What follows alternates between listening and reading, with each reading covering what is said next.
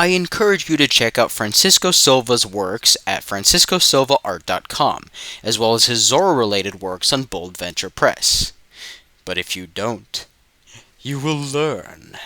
They always learn. Ow, shit. Hello and welcome everyone to the cast of Zorro. I am your host, Jack Clock. I'm Ari the Fox. I'm Evan Ramirez. And I am the Worm Man. Alright, everyone's here. I would like to start with a bit of news. 2 days ago, so happy belated birthday. Happy belated birthday to Johnston McCulley, who was born on February 2nd, 1883. Alright. I take it that he didn't quite live to see it today. 2 days ago. I mean, who knows? Who knows? People can live for a very long time. And what year did he die? Oh, well, they said he died in 1858, but I'm holding out that he's somewhere here. Maybe he's listening to this podcast. If you're here, Johnston McCulley, say hi. Okay. Wait, hold on. Wait, did you say he died in 1858? 1958. Okay. Well, supposedly. That makes more sense. Yeah, 1958. Yeah, he died right as the Disney Zorro was getting popular, too, which is kind of a shame, but he did help out with the series' creation. So, at least he got to see what is considered one of the most beloved Zorros being made in his lifetime.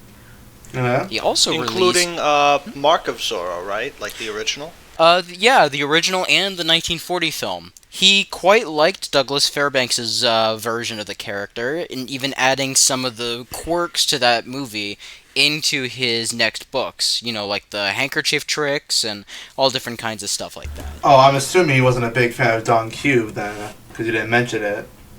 I don't think he ever stated his opinion on Don Q. Did he work on it? He didn't like, though. No, he didn't really have much of a hands-on approach for most of them until Disney. Okay. What he didn't like, though, was the 1940 film starring Tyrone Power. Really? I don't have too much information on it, but apparently he did not enjoy that film at all. And one can only imagine why. Apparently there was a lot of volatile arguing and bickering and debating behind the scenes of that film, which would be an interesting episode of the podcast onto its own. But anyways, happy birthday, Johnston McCulley. Thank you for creating this amazing franchise. And that's okay. You waiting for something? You waiting for us to sing happy birthday to him? I was just gonna ask for closing thoughts. Jeez. Yeah, well, we got some news now, don't we? Well, also, okay. Before can I make a slight suggestion? Before we get into the news, we do have a special guest who has. I think he should introduce himself and talk a little bit about him and what he's done. Then we should get into the news. You kind of brushed by him. Yes. Yeah. So, Francisco Silva, why don't you introduce yourself? And tell us He did introduce himself. But what might we know you from? Yeah, what have you worked on and just stuff like that, Yes. I'm Francisco Silva. I'm a Portuguese illustrator.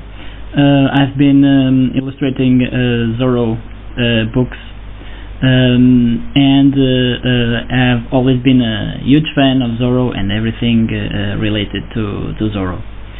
I'm here at the invite of Jack, and very happy to be here and to answer some questions and to talk a little bit with all of you. All right. So, you do a lot of writing for the books. You also do a lot of illustrating as well. Is that right?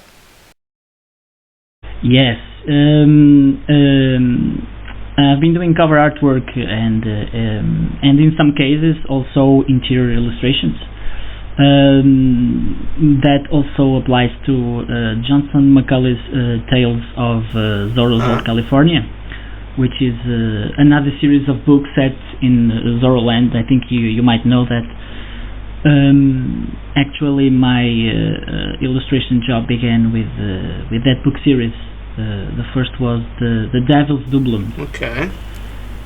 How long have you been doing this for? Since Zorro specifically since 2019. Okay, so you're still relatively, so it's still relatively a new thing you've been working on then. Yes. I've been illustrating professionally since 2011, but drawing has always been part of my personal and academic life, and Zorro was always one of the main goals I would like to achieve.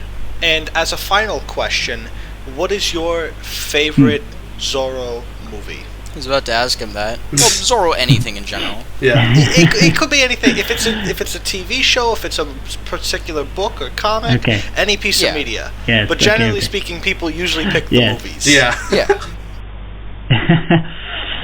I think that it's a difficult question, but I'll answer in a moment. My first introduction to Zorro was the New World Zorro version with Duncan Regehr. I was very young, and I used to watch the show with my brother and my grandparents. They were also big Zorro fans, especially the 1940s version with Darren Power. But what really got me into Zorro was the movie, The Mask of Zorro. That was the Zorro for my generation. I was 10 years old when I watched the movie in theaters, and that was an incredible and unforgettable experience.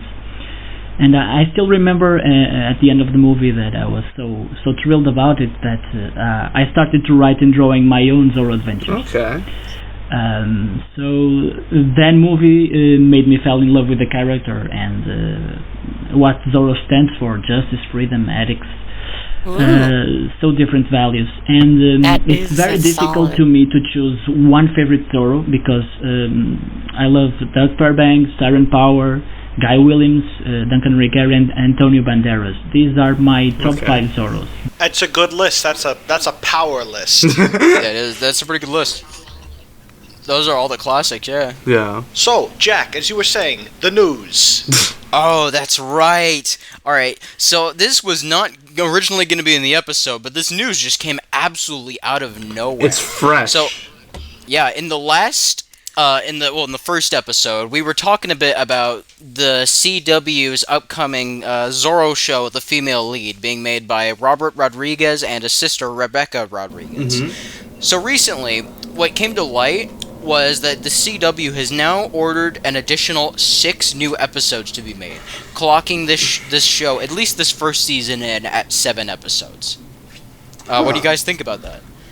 Now, is he actually going to be? Now, is she actually going to be in the show, or she's just going to be a guest star? You know, like sort of like how the Book of Boba Fett, where it's like, you know, it's called Boba Fett and stuff, but he's barely in his own show. Do we know anything about that? Guest starring Zorro. Exactly. Well, we don't know. These are all greenlit. The original pilot episode was also greenlit by the same company. Correct, and now they. Because I know sometimes it changes, like how they did it with Smiling Friends. Mm. True. Basically, like they have the original pilot, but then the CW ordered an extra 6 episodes to be made. Okay. So it's at least the pilot plus 6, 7 episodes. Hopefully they'll do more. I always thought 7 was kind of a short number. Well, we haven't even gotten, like, the first one, so I think once we have, like, the original pilot fully aired, then I think intrigue will start to grow for it. Because I think the announcement on its own isn't enough to, like, jumpstart it, you know? If anything, it's caused random controversy for petty reasons. Yeah. I mean, that's just anything online. Yeah, especially Twitter. Yeah. You really shouldn't spend as much time on Twitter, Jack. Twitter's bad for you. Yeah, Facebook's where it's know. at. You should do Facebook more. Oh yeah, all those Zorro Facebook groups, they're great. Everyone there, they all like a multiple variety of different Zorros and not just 1 or 2. Yeah. It's just great. I mean, there's only like 1 or 2 out there. There's the Disney Zorro and the Antonio Banderas Zorro. That's it. That's all of them. Jack, sometimes Discord can be messed up. It sounds to me like you're dripping with insincerity when you say that. Is that true? Me? No, I'm not being insincere at all. I'm completely telling the truth. There's. It's not like Facebook only thinks two Zorros exist. Do we have any dates for the CW Zorro show, or just that 7 episodes are in the making? Just that nugget of information. Mm-hmm. After all, it was only last month that this show was, acquired by the CW. They're probably still working out all the kinks and stuff before they start filming.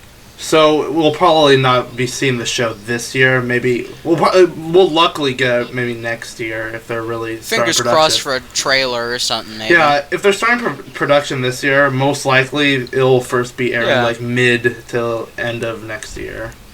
I'm pretty sure that production's going to be starting for the upcoming Disney Zorro this year, but that one I'm actually excited. That one I'm actually really excited for, the Disney one.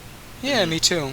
But we are getting off topic here, so. That is interesting, though. I mean, are they going to they're releasing a pilot and then greenlighting episodes without any changes?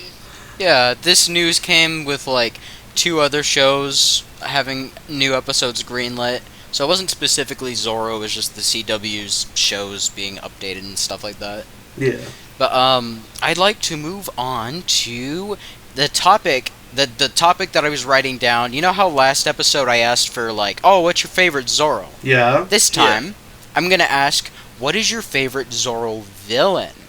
Ooh. Who wants to go first? Okay, I'll go first. I got this. Mr. Big Mouth, he's going first.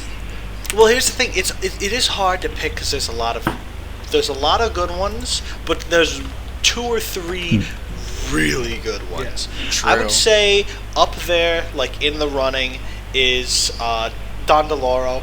I think he deserves to be in the conversation because he turns Zorro from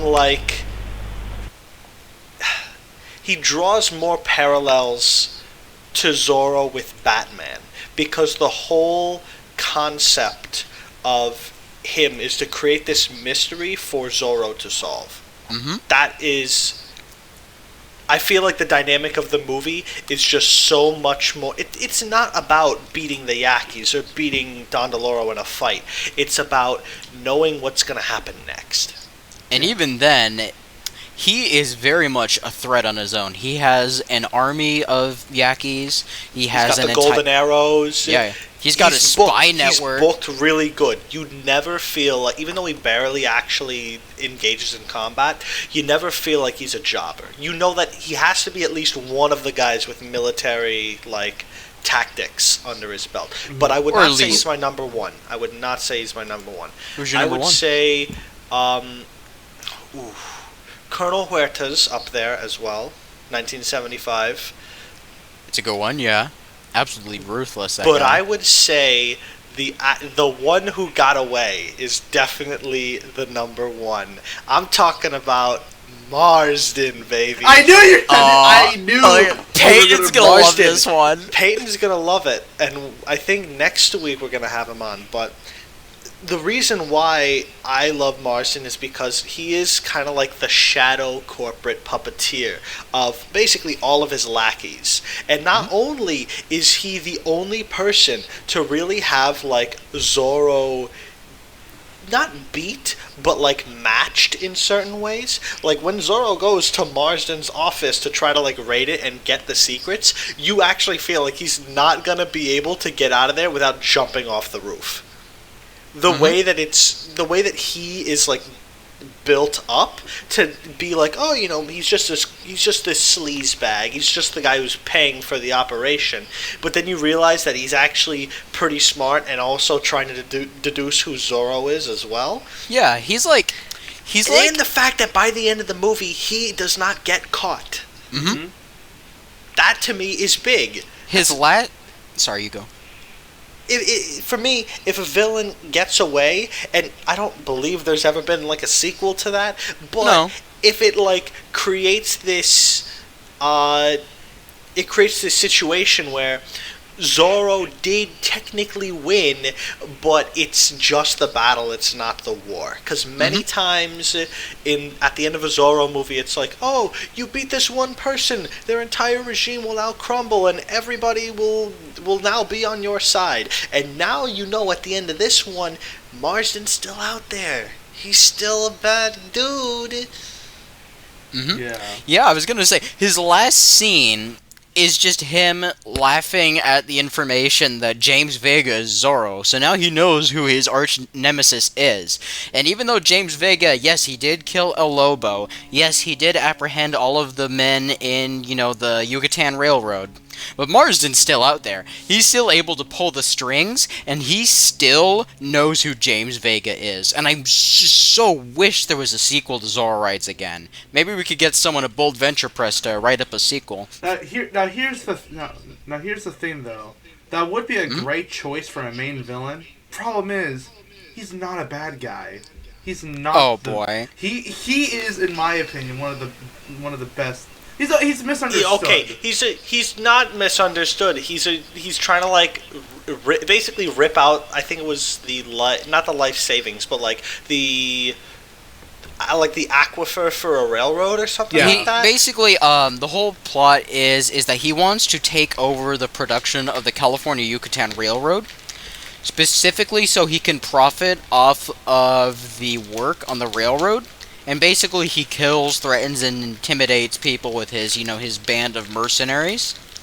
He's basically very funny. He's like if, Rockefeller watched a Zorro movie and thought, wow, these villains are pretty cool. I should be like them. See, that's why I can't hate him. That's why I don't see him as a villain. They also do make him, on one hand, it's oh, people get the better of him, and sometimes he's even made fun of a little bit by his lackeys. But on the other hand, he's also just as charismatic as Zorro, but in a car salesman-y way. Yeah.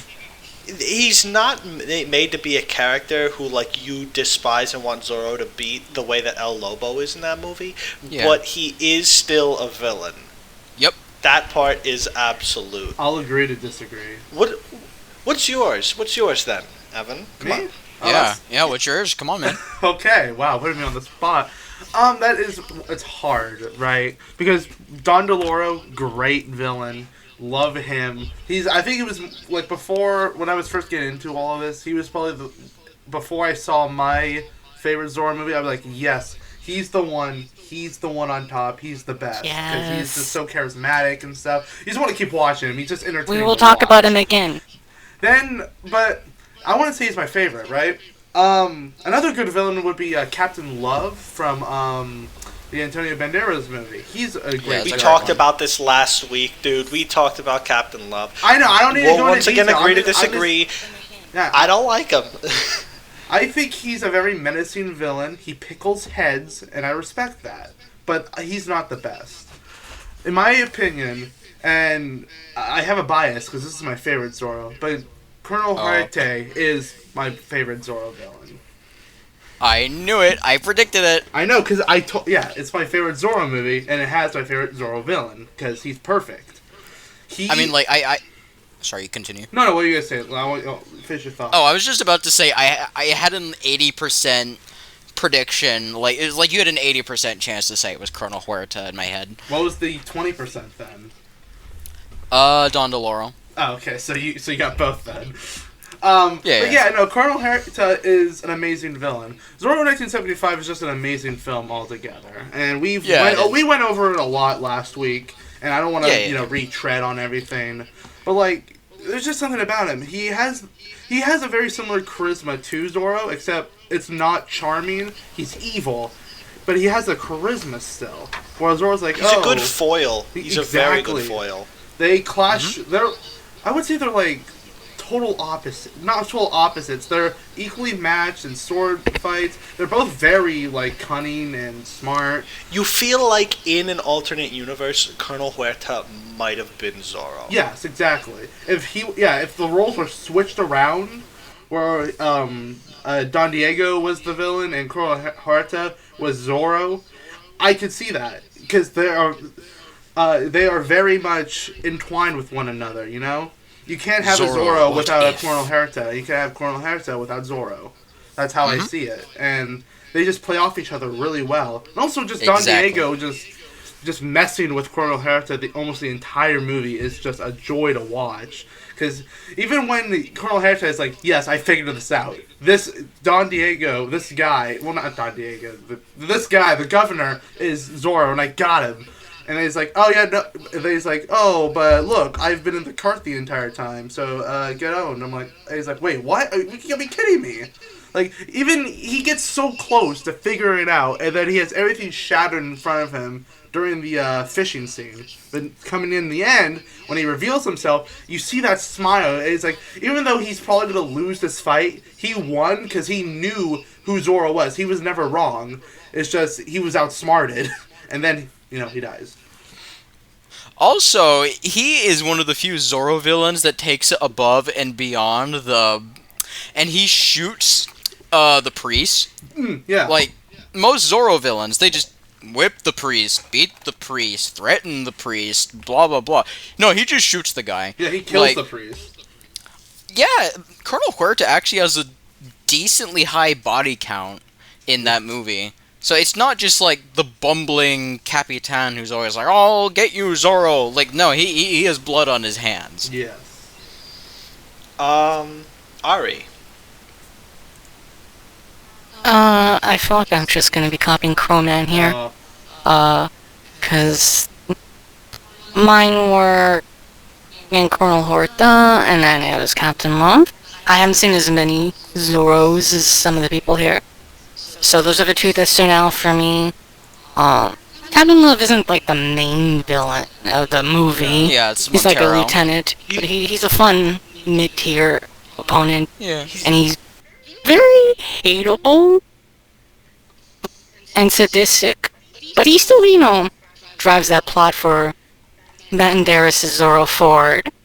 And I like how he always fucking screams his lungs out. Yeah. Like he's trying to kill him by blowing his eardrums.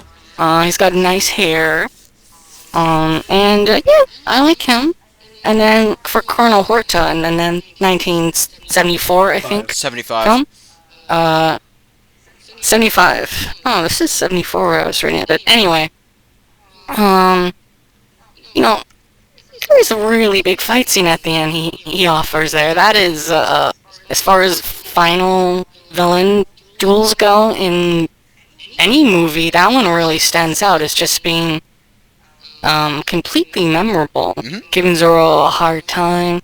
It's all and like Crowman said, he's very cunning. Yes. I'd also like to add that's the longest fight scene, like not in Zorro history, but it's also one of the longest like sword fights in movie history too. Yeah. Is like 11 minutes. Yeah. And it. Yes. They wanted to mimic Scaramouche. I think was the main reference. Yeah, I remember hearing that from Big Jack Films. Yeah. He talked about it a little, as well as one or two other. There was another film I think they based it on. I forgot the name of. So do you want to say your favorite villain, or do you want me to go first, Francisco? You can go first. All right. So I'm going to throw a curveball here, and I'm going to list a villain that no one here knows except maybe Francisco. It's Lucien Machete from the Don McGregor Zorro. Yes. Yeah, you probably know him from Zorro Rumbles or something. No, I know who he is. Good. Very cool villain. Yeah, he's amazing. Like, his design is intimidating as all hell. Like, he has these scratch marks on his eye. He is missing one hand, but he can replace it with a multitude of weapons, tools, and other things. Yeah. And he's the hand he's missing, the stump, it's completely rotting away, and there's like flies everywhere. And he just loves to see people get grossed out by it. Like, it just brings him so much amusement that offsets the pain. And not only that, but like his character, like, he's a villain in a Zorro story that has an arc. Not many villains in Zorro have that. Like, he goes from lowly bandit who kidnaps, like, this rich woman so, he can hold her hostage and stuff for money. And he gets outsmarted a lot. She scratches him in the face with her comb, which is where he gets the 3 scratch marks on. He gets, beaten up multiple times by Zorro. And then he's left for dead in a giant volcano where his hand burns off. But then he starts planning. He starts thinking. And he slowly climbs up the ladder of, like, ranking in, like, Spanish military until he basically becomes the new Comandante, replacing Monasterio. And basically he's outwitted both the hero and the villains to get his way where he is. And he almost kills Diego multiple times.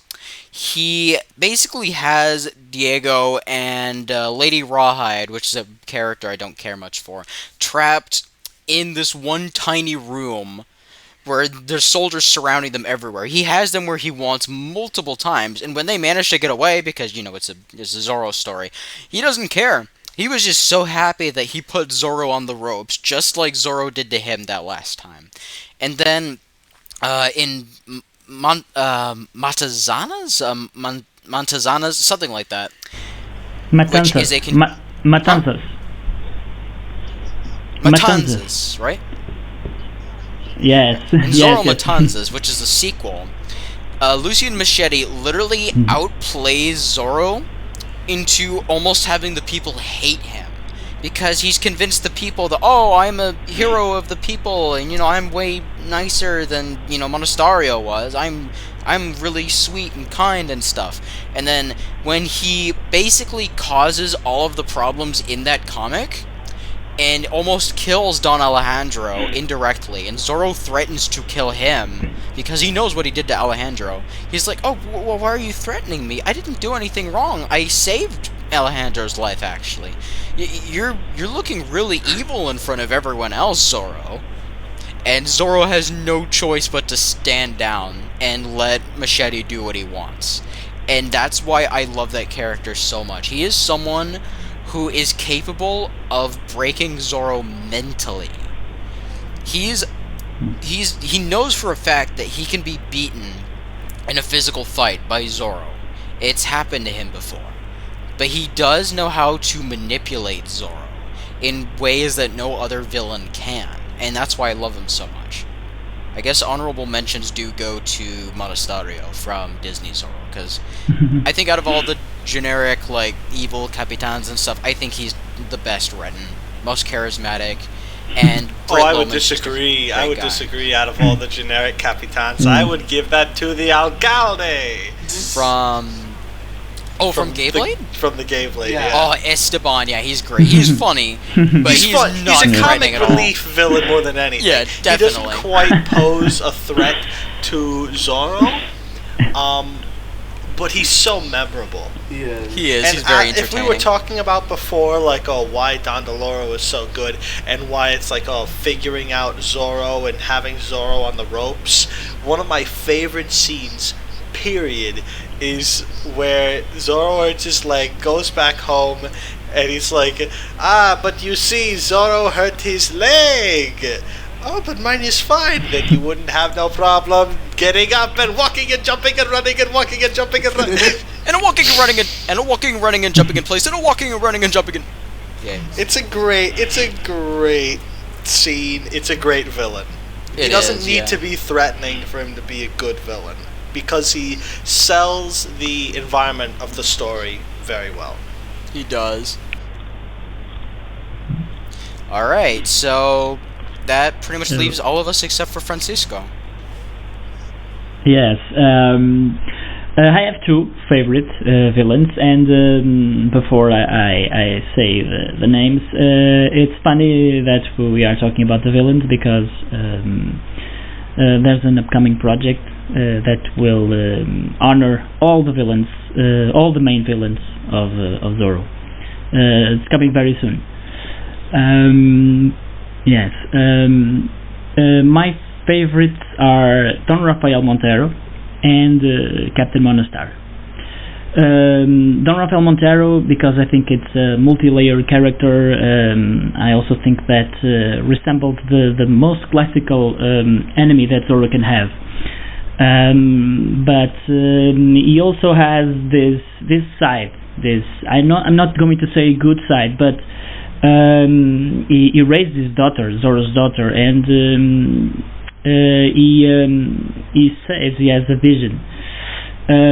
So he has a little bit of conscience. I also think it's a good nemesis, and he found out who Zorro was, and he captured Zorro. So when we are talking about some villain that defeated Zorro, Montero defeated Zorro.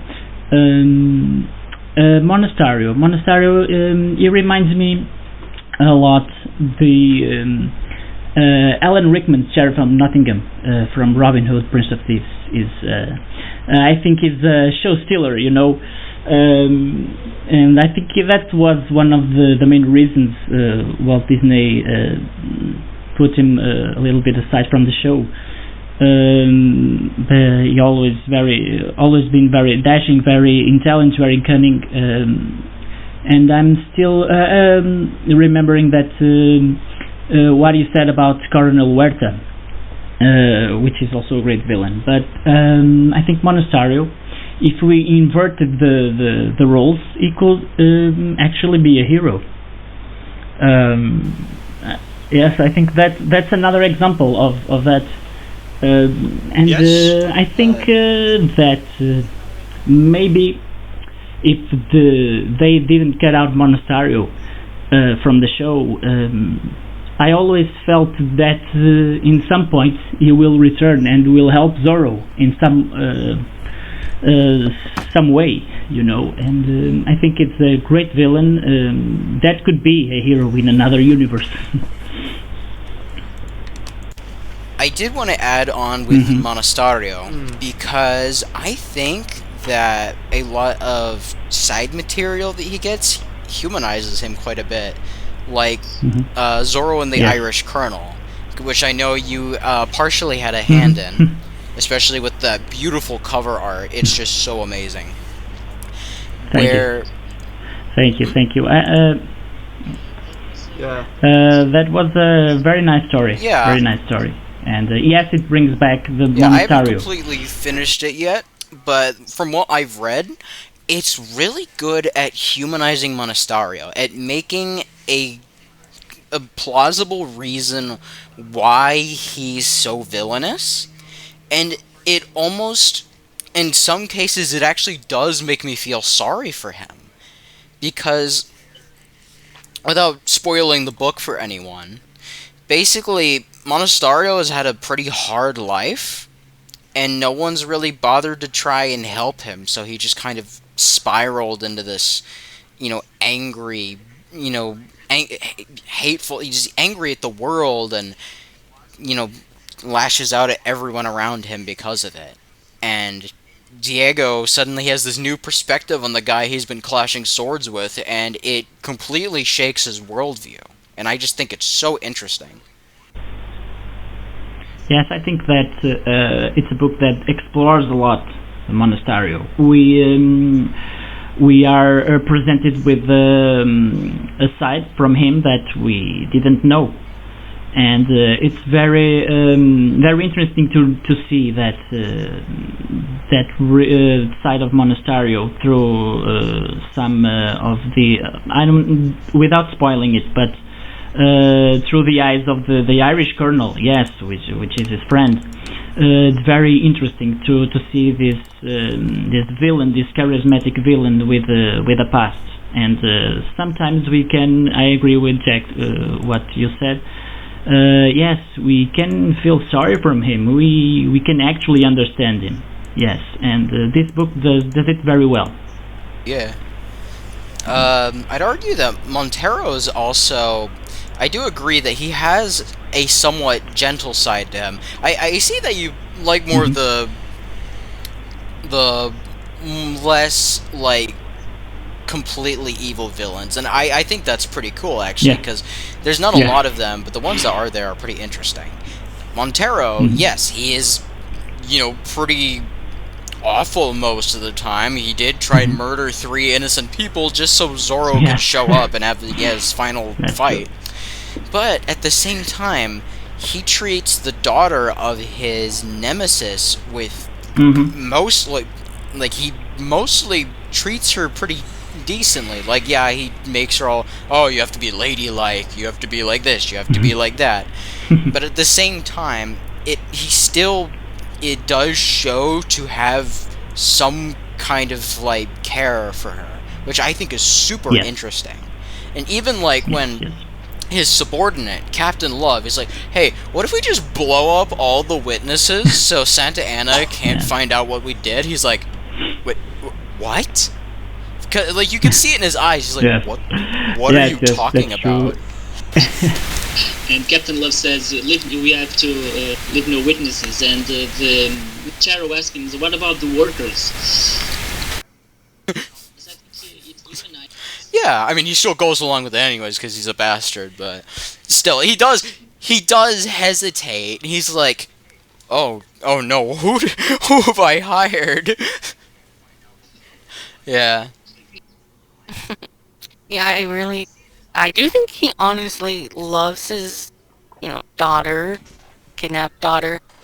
Not as much as he might love his ambitions, of course, but for a villain, that's pretty good. Yeah, it's definitely a lot more interesting than many of the villains that are just, I'm evil. Oh. And out of all of the great things about Zorro, villains, I do admit, are not one of them. We've listed some pretty phenomenal and pretty entertaining antagonists with this section of our podcast, but I do have to remind everyone here that a lot of the villains in Zorro are not very well written. It is very portrayed in black and white, especially the Zorros in black and white. I think that's mostly because a lot of Zorros try to tackle the dichotomy of Zorro and Don Diego more than they try to tackle Zorro and the Nemesis. Because the Nemesis is always supposed to, in most cases, is just a one-time throwaway who's easily replaceable by someone else, just to stand in for whoever's controlling California or Mexico, depending on if it's a different timeline. Like, I know in Zorro's fighting Legion, it's in Mexico rather than in California, for some reason. Yeah. And, like in Walt Disney, like, for example, Monasterio and the Eagle are the 2 most memorable antagonists in Disney Zorro, because all the other ones get 3 episodes at max before they either die or go away. I mean, yes. Like, a lot of villains they barely have focus put on them compared to Diego and his friends and loved ones. And I get why they do it, but I do hope that future Zorros do try and dabble a little bit with their antagonists. I'm not saying make them like, oh, they were secretly right the whole time, they were actually the good guy. But I'm like, try and give them characteristics that aren't just greed, licentiousity, or anger. Like, I know there's a lot to juggle with a lot of these movies and TV shows, and here I am playing armchair critic, but at the same time, I do feel like it is something that is possible to play around with in the realm of Zorro. With all these superheroes getting complex antagonists to bounce off of, I feel like Zorro could have 1 or 2 characters like that, and they would be some of the most memorable characters of the franchise. Anyone else got any closing thoughts before I switch to the next topic? I think it's a good idea to switch to the next topic. Alright. Here we have a Zorro's Fighting Legion. Alright. Anyone want to start with their opinions on Zorro's Fighting Legion? Because there's a lot to go over. I feel like because it's a serial, it's meant to continuously keep your attention over the span of distance and time. One thing that I like it more than the other serials is that it does not have a lot of fake outs where it's like, oh, Zorro dies at the end of this one. Oh no, you come back next week. Oh, he dodged that easy. He's in a completely different position now. He was never going to get hit by that boulder or whatever. What I like the most about it, though, is probably the council. Like, how you expect a reaction. Like, when Zorro's like, oh, I'll set it up so the council has to say yes to this proposal and to have this person released. And then he goes there and is completely caught off guard by the fact that every single council member is like, yeah, we're going to put him to death. Yeah, I think the council is an interesting set of antagonists. Individually, they do have some of their personality quirks and stuff like that, but together they make an intimidating force for Zorro. Because at least one of them is Don DeLoro. I'm not spoiling who, because that takes the fun out of it for the audience.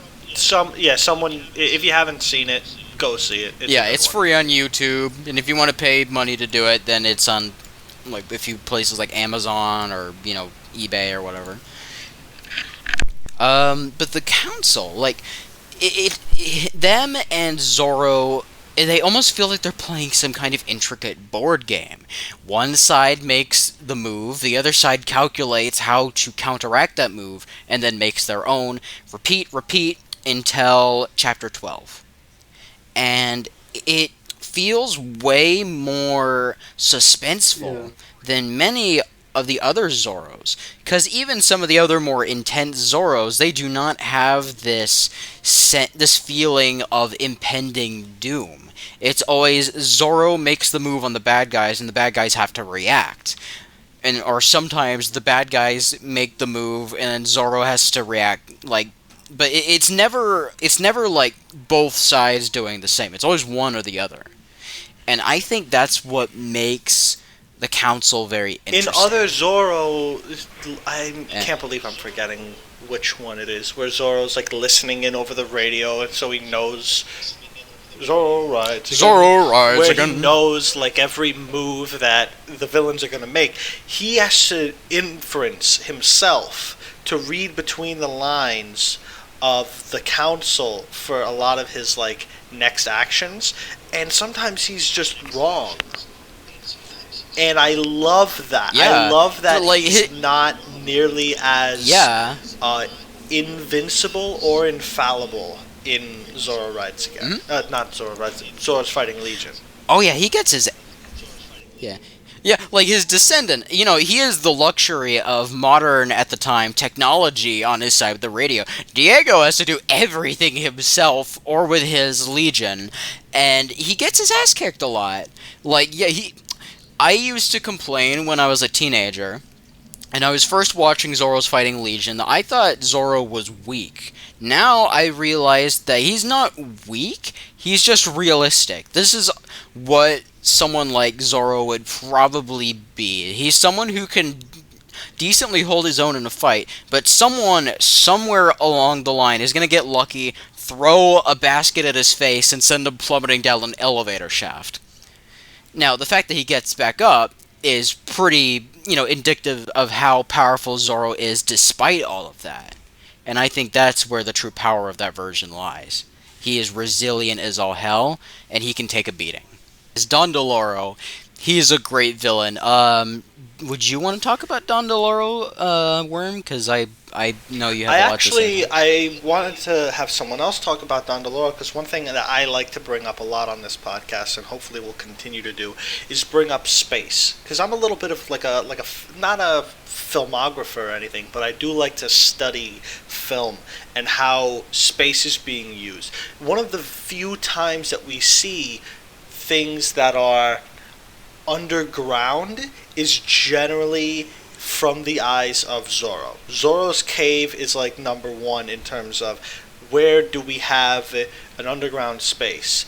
Having this sort of like underground lair that has like these volcanic pits that spew gas up and spread fire everywhere was an amazing choice that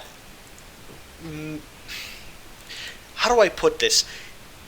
I'm sure at the time, people watching that would think Dandaloro is much more powerful than he actually is. Although he is powerful and he's got that golden armor, a lot of it is fear. And you start to realize, like, oh, that's why the Yakis were working for him.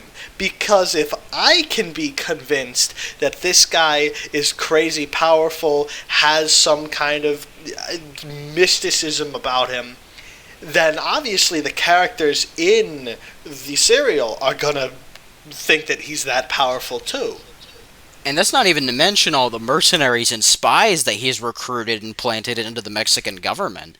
If there's anything other than fear that he possesses, it's power. It's pure power. He's not, a fighter or anything, but he has, like, tendrils, in every facet of Mexican life, government, everything. Even the mariachi player outside the buildings and stuff like that, playing his tune, is a servant of Dandaloro. Almost no one can be trusted because anyone could be working for Dandaloro. And my last point that I just wanted to go over quick is the farther you go from the outside to the caves into the lair of Dandaloro, where Zorro sees the empty suit of armor sitting, that whole time, the space gets shorter and tighter and more constrictive. And because of that, you get, even when knowing that Dandaloro he's just the suit and the suit is empty, knowing that Zorro leaves and then comes back to show someone else, I could have guessed from a million miles away that someone was going to be in the suit and it was going to move the second time. And I was like, oh yeah, that is how you write a fearsome villain. And all of this was done in what is usually considered a lower quality form of filmmaking, which is just so mind-blowing. And, like, you could tell that Republic Pictures put their A game into this one. Because you could tell they were kind of phoning it in, and, they were really phoning it in for Son of Zorro, and they were kind of phoning it in for Ghost. They were running out of money at that time. But, Zorro's Fighting Legion, and to a lesser extent, Zorro Rides Again, feel like they could be their own theatrical releases in their own right, and it's kind of a shame that never happened. There is a silver lining, though, in that the Zorro serials were all very popular in television, with Ghost of Zorro being the actual first Zorro to be on TV, not the Disney one. And, anyone want to add more about Dandaloro, or... I think we should let Ari or Evan speak. Yeah, I was gonna say, do you two have any opinions you'd like to share? Yeah. Alright, well, I actually saw the first episode a few weeks ago, and then I watched all the last 3 hours worth right before this, so it's pretty fresh in my mind. That's good. And I'm gonna agree with Jack. It's very theatrical. You could sit down and think of this as a 3.5 hour movie because there's not many breaks in the plot. It is, maybe that's just how serials in the day were. I've never seen one before, but it is a breakneck adrenaline plot. It is. For something that's 3 hours long, it never misses out on thrills. Exactly. I did take some notes here. I like to take some notes when I watch these. One is, Me too. I always like to see those different Zorro outfits. This one's pretty interesting, because he has his masquerade mask with little netting on it. I've not seen that in the other Zorros I've watched. There was He also has no cape. Yeah, he's definitely more cowboyish.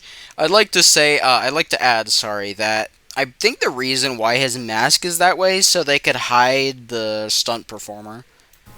Oh, sorry, I don't mean to interrupt, Ari, but that was one thing I was going to bring up. I do not like his outfit in Fighting Legion. His mask terrible. Yes. It's honestly, it is one of the worst masks I think we've ever had. It's one of the worst outfits we had, which is very sad because Fighting Legion is one of the best in my opinion. But like, it has one of the worst Zorro outfits. Yeah, it's odd. Now it's not as bad as say Zorro in New Orleans, but like still, it's one of the worst. Well, at least they have the excuse of being a fan film. That's true, but I love Zorro New Orleans, but that Zorro outfit, oof, it looked like they got it at Party City. I mean, they probably did, and the worst part is they probably did. Hey, we'll talk about Zorro New Orleans at some point down the line, but as for Fighting Legion, I think the main problem with the outfit, it's too cowboyish. That's not the problem I have with it, because James Vega, his outfit is very it's more cowboy, but it looks good. Well, it's honestly, I think it's just the mask, because it just looks like a wad of plastic, just a slab of plastic they just threw on the face. It doesn't look like a mask. It looks what's the thing? It looks like one of those It looks like a sponge. Not a sponge. One of those, If someone taped, like, one of those wall sound-absorbing foams to their head, but, like, to the front. Yes! That's what it is. That's basically what it is. No! It looks like it was made of duct tape. They just wrapped duct tape around him, and, like, yeah, that kind of looks like a mask there. It's just duct tape, like, in the form of a mask. I'm not saying you're wrong, Evan, but I am saying, at this point, like, the costume designer is probably dead by now. Like, you don't need to be this rude. Look, look, I'm sorry for the costume designer. I'm sorry that he's dead and whatever. But still, I'm just saying. That's honestly my only gripe with the serial is the costume design. I would like to say, yeah. I mean, the other costumes for soldiers and all weren't too bad. Oh, no, everything else is fine. Everything's perfect. It's literally just Zorro's design. Hello, Don DeLauro's suit is pure fire. It is pure fire and pure drip. Then let me rephrase that. It's Zorro's design is the main problem with the film. Everything else is perfectly fine. Sorry, I'll wrap it up. I will wrap it up. I just want to get one last point out, and then I'll let someone else talk. But the film itself is fine.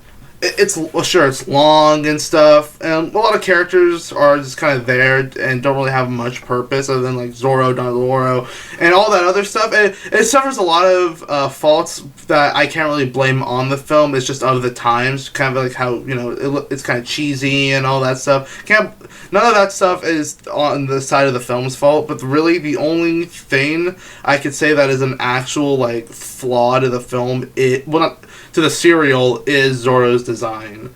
If its design was passable, then I'd be like, yeah, okay, this one is probably one of the best. But his design just it's just I cannot take him seriously when he's on screen. It just kind of ruins a lot of it for me. I do agree. What I was going to say, that what I mean by his outfit being too cowboyish, for example, like, in Ghost of Zorro, Son of Zorro, Zorro Rides Again, all of those take place either during or after the period of the Wild West. And, James Vega, Jeff Stewart, that name's so bad, and Ken Mason, all of them are firmly Americanos. But Zorro, he's the European Mexican sword fighter, and yet here he is, dressed in attire like 50 years too early, and it feels weird. Like, he has like revolver holsters and stuff like that, and it does that like, it specifically feels way too much like it's being a Western instead of a Zorro. Fair enough. Yes, Drip DeLauro. Oh my god, yeah. It looks utterly amazing. Bulletproof DeLauro. It is bulletproof. He tanks a pistol shot from close range, and he has enough energy to shout, "Seize him!" Oh yeah, he also tanks an explosion too. Yes. Yeah, he's got some excellent armor. He does. I'd also like to point out that Don DeLoro is in one more thing, although I don't think it's official. It's from a 2006 stage play called Zorro in Hell, where Don DeLoro shows up, and he is very funny in that. It's a parody of the character. Yeah. And I've read the script. It's so funny. I desperately want to make a performance of it just so I can record it and everyone can see it. It's genuinely really funny. And I never stop laughing at the No Yaki Child Left Behind program joke. It's so funny. It's so good.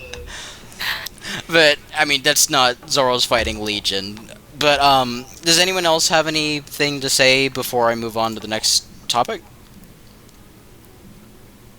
Oh, one more thing. Just wanted to say that something I did like in it was there were a couple of really tense scenarios where Zorro had to get out of certain death, and I was like, how is he gonna do it? Gets locked in a building on two ends with it, all dynamite or something about to go off from gasoline. It was gas, yeah. And his little whip window escape, that was interesting. I don't know if he carved out a brick and another thing to block himself from getting crushed. It was in Chapter 6. But that was interesting. Yeah, it was in Chapter 6. What happened was he was stuck in this crushing room or something by the bad guys in like a random torture room. And this, the wall was moving in. It was going to crush him. So what he does, he carves out a piece of the floor, and he just sticks it to the wall, and it gets stuck, and the bad guys are like, wait, why isn't it crushing him? They open the door, and he bodies both of them and runs out. And I'd say, not just the stakes, but the stunt work, too. It's phenomenal. Really? Yeah, I have to credit, both the actor Reed Hadley, as well as the stunt performer Yakima Knut. I believe that's how that's how his name's pronounced. And the latter in particular, he's done stunt work for multiple people, including the famous Lone Ranger series as well. He did that one too. And it really shows that that guy is just amazing at stunt work. He's Douglas Fairbanks tier for me, but more serious.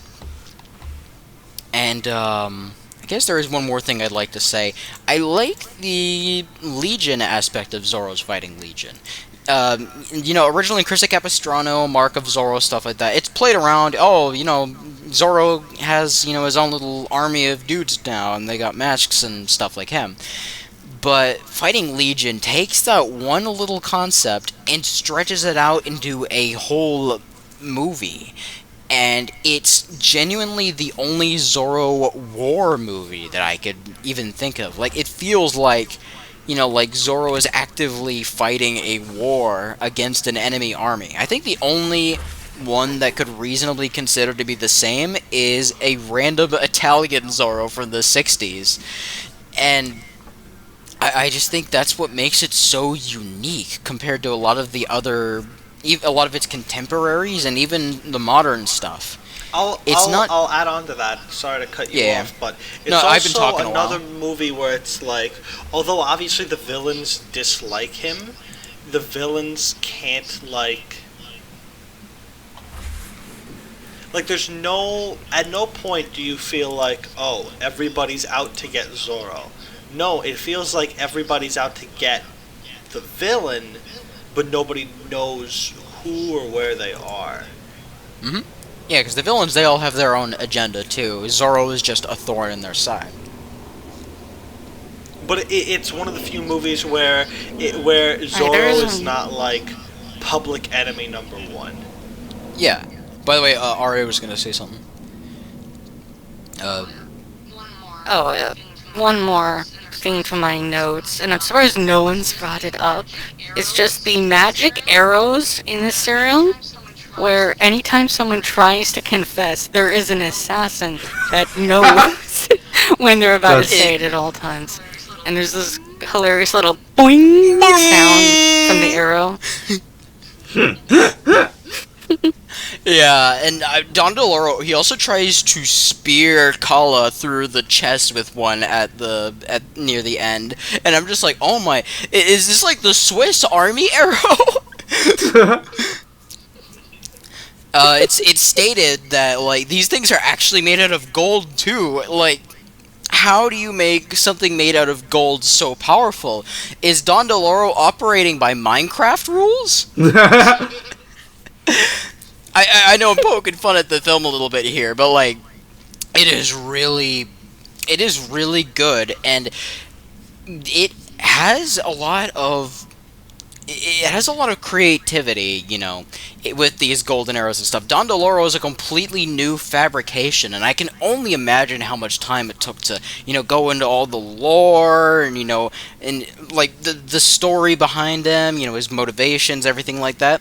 He doesn't just want to, you know, tax people and get rich off of it. He wants to make an empire. He wants to become the Emperor of Mexico, and he's gonna do anything he can in order to do that. It's just super interesting. Yeah, and of course, Zorro's the only one who can stop him. I think that's pretty much it for Zorro's Fighting Legion. I think we've expended most of the topics. Yeah. Let's see. Oh wait, no, I want to go back to his best Zorro villains. I thought of another good one. Oh, okay. Well, make it quick. Zorro, the imposter. Oh my! Imposter Zorro is a novelty at best, dude. I love. Sorry, I think imposter Zorros are the best. Imposter Zorros are. It's definitely the most original, most fresh idea I've ever seen in a Zorro thing. You know. Evan's joking here, guys. No, Evan, you're not helping. Exactly. So I'm not joking. Oh my god. Well, we'll cover Zorro imposter subplots in a future episode. Thank you. Yes, we will, and I have quite a bit to say about them. But for the next topic, I would like to offer up what I call an opinion topic. Which form of media entertainment works best for Zorro? As in movies, TV, comics, anything really like that. Who wants to go first? Yeah, that's a good idea. Well, I'm gonna throw my 2 cents into the pile, and I think personally, I think even though TV shows are great, like Family Channel is one of my favorites, I still think the Zorro works best in just film, in my opinion. First of all, Zorro just lends its way to, like, it just reminds me of classic cinema, you know, swashbucklers, all of that, westerns, you know, all that jazz. So it already has... Huh? Oh, I was going to say, in many ways, Zorro inspired a lot of that classic cinema. Exactly. So, like, whenever I watch a Zorro film, I always feel nostalgic. Even though I don't have much nostalgia for Zorro, I just feel nostalgic for it. Because it just reminds me of that stuff. So I feel like it works best in well, not the original format, but the second format it was in, which is film. Also, a lot of Zorro stories are very, like, self-contained, really. The most famous ones are very much more self-contained. Like, even though Antonio Banderas has a sequel to it, none of the stuff from the first film really comes back into the second film, other than, I guess, the kid, and, you know, the characters come back, but, like, no big twists are really revealed. Nothing that groundbreaking happens in most of the Zorro sequels, if we're talking about films. They kind of just are their own story, but they're just connected to the original film that they come from. And that's why, even though Zorro TV can work, it can kind of feel very episodic and very like, oh, once this plot happens, it's back to the status quo with this guy doing his thing, Zorro doing his thing, and no one remembers anything from the last episode. With a film, you don't have that problem because everything's played out into the film. And then when you get a sequel, then then you gotta do something else. But in just solo Zorro films, you can do your one big story, and not worry to have to revert everything back to the status quo. As Family Channel faces this problem the most, because I've seen a few episodes of that where nothing is really like. There's no real overarching plots in Family Channel from my memory. Until later. Until later, yeah. But, like, yeah, because like I said, most Zorro's films are very self-contained, and they don't really lend themselves to really having a continuation. From what I've experienced, at least. Yeah. Yeah. I'd also, the very few sequels that Zorro has to, Don Q and Gay Blade and Legend of Zorro, they do very much have to switch things up. There's no way you can just have a status quo when it comes to movies, because there's only so much time. And yes, by the way, Gay Blade is a sequel. It is? Oh yeah, to Mark of Zorro 1940. 40, yeah. Yeah, see, that's why I feel like the film would work more, because, like I said, there is no status quo to go back to, because if you're just doing that, then people are not going to go see the movie, because, it's just the same movie again. Yeah. With a TV show, you can get away with that, because it's more... People aren't going to pay to go see this movie. They're just going to be sitting at home watching the show, or on streaming or whatever. So they're like, and also each plot needs to have to start with some sort of status quo, so the villain or any special guest will be there to change the status quo into something different. Yeah, definitely. I think I've talked long enough. Who else wants to give in their 2 cents? Ari, wanna go? Sure. I don't have any big opinions on this. Cause, I've read some good comics, some good books, and, well, not books, but movies, and the serial. The movies tend to stand out more to me. Be really good, really bad. That being said, after seeing this serial, it makes me really want to check out a TV series, or have a TV series with some sort of continuation, maybe even a mini-series. Or a Netflix, 8-episode, arc. I think that format might work even better than a movie with a good budget. Yeah, and I think that's what Z is looking to do, actually, because it's only a 7-episode show from what we've seen so far. So yeah, I agree with you on that, actually.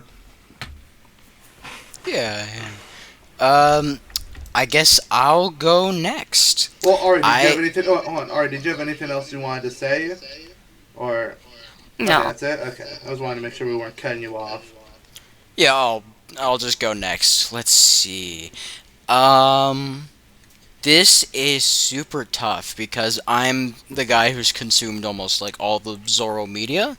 I've played I've even played all the awful video games.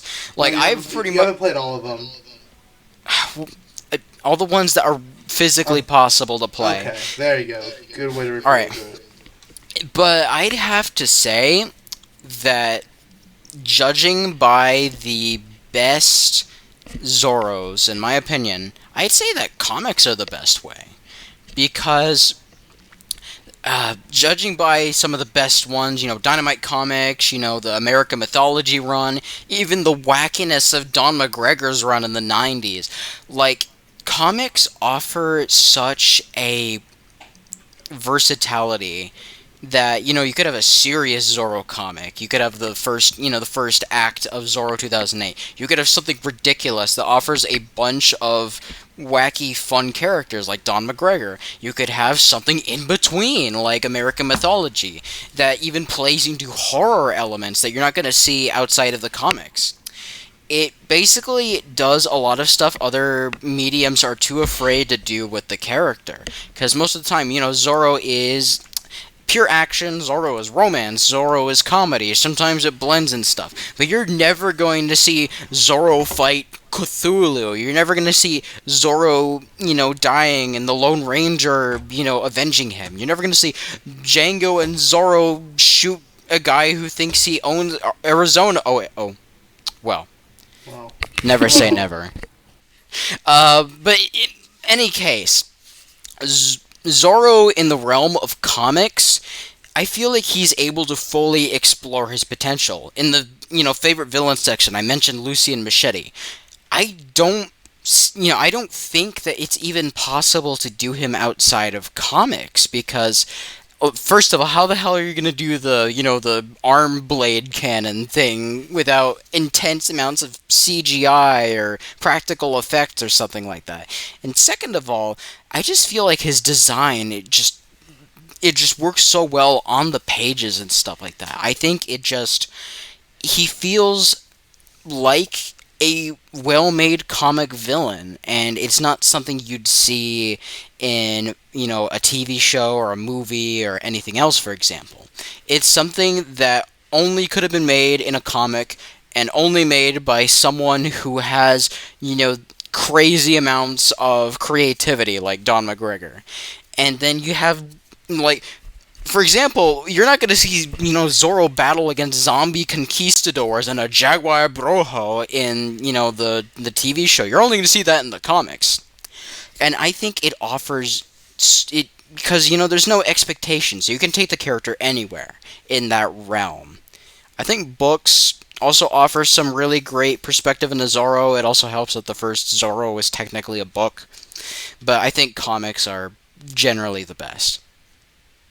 I definitely need to read some books for Zorro. Yeah, I could totally give you some recommendations. Yeah, I know, Evan. Sorry, you said that last time. I time. can't read. You know what? Neither can I, but I just will myself to read the pages. I can offer you some recommendations, though. Obviously, there's Curse of Capistrano, which is like a must-have for most Zorro fans. Then I'd say read Isabel Allende's 2004 book, Zorro, a Novel. That and Curse of Capistrano are must-reads, and my favorite Zorro of all time is based on that book. Bold Venture Press also has some great exclusives, like Zorro the Daring Escapades and Zorro and the Irish Colonel. They're also going to release a new book trilogy soon, and I'm definitely going to be talking about that in the next episode quite a bit. I'm saving that up for later. There's a bunch of Zorro books on Bold Venture Press alone. There's a bunch of fan-made Zorro books that you can find being sold in different places since the character's, public domain. There's a lot of great Zorro fan fiction. I know fanfiction's usually not the place you're going to look for insane, high-quality stuff, but there's people who are very dedicated to making good fan-made content of the character, and you're going to find some pretty interesting... Oh, very true. You're going to find some pretty interesting stories there. For example, my favorite piece of Zorro fanfiction is Felipe travels to Walt Disney's Zorro, and he's just there now, and seeing him interact with the other characters is just so much fun. Like, Diego's like, wait, how did you find out that I'm Zorro? Okay, before we get off track with Zorro fanfiction, I realized I don't think Peen has even said what his favorite thing is yet. Worm? Yeah, he's away right now. When he comes back, we'll discuss books more. Wait, when did he say he was going?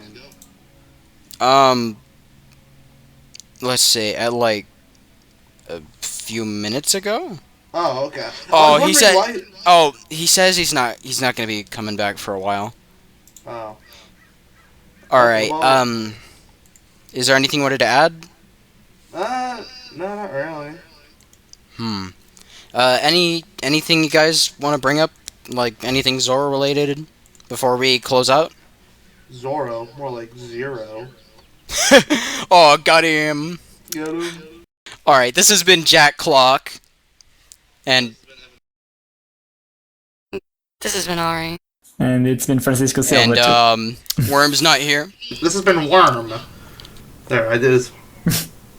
And of course, Francisco Silva has been a great guest. Thank you so much for coming here in the first place. I really appreciate talking with you. Thank you very much. Yeah. I really appreciate to be here.